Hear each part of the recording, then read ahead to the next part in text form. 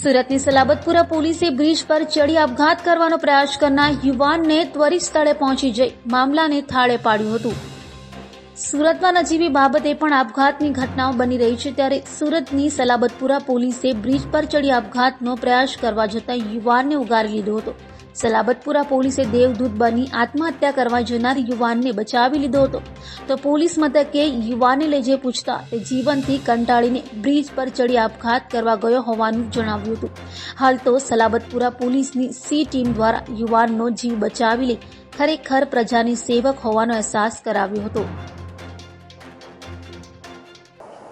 Salabatpura police station વિસ્તારમાં પરમ દિવસે night round દરમિયાન ભાઠેના બ્રિજ છે ત્યાં પાસે અમારા પોલીસ જવાનો જ્યારે નાઇટ રાઉન્ડની ફરજમાં તૈનાત હતા, આ દરમિયાન તેઓને ભાઠેના જે બ્રિજ છે એના ઉપર એક વ્યક્તિ દેખાય છે કે જે થોડુંક શકમંદ એની મૂવમેન્ટ હતી।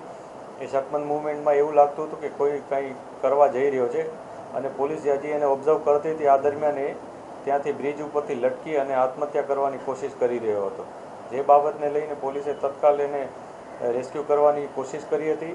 અમારી જે હોમગાર્ડની અને પોલીસની ટીમ હતી એમાંથી 2 થી 3 જણા નીચે ઊભા હતા કે જેઓ એને થોડોક બિઝી રાખ્યો હતો વાતચીત કરીને, અને ત્યારબાદ 2 જણા અમારા હોમગાર્ડ અને પોલીસના જવાનો બ્રિજ ઉપર બાઇક લઈને તરત પહોંચ્યા હતા અને એ લટકેલી હાલતમાં હતો, ત્યાંથી એને બચાવી લીધો હતો।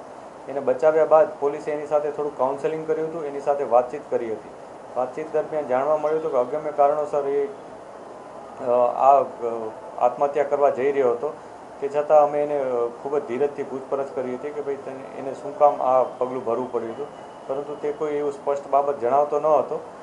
પોલીસે આ બાબતે વધુ કાઉન્સેલિંગ પણ કર્યું હતું અને એને બીજે દિવસે પણ બોલાવ્યો હતો, જેથી એ બીજે દિવસે આવા કોઈ ટ્રોમામાં ન રહે અને ફરીથી કોઈ આવું પગલું ન ભરે એનો અમે પ્રયાસ કર્યો હતો।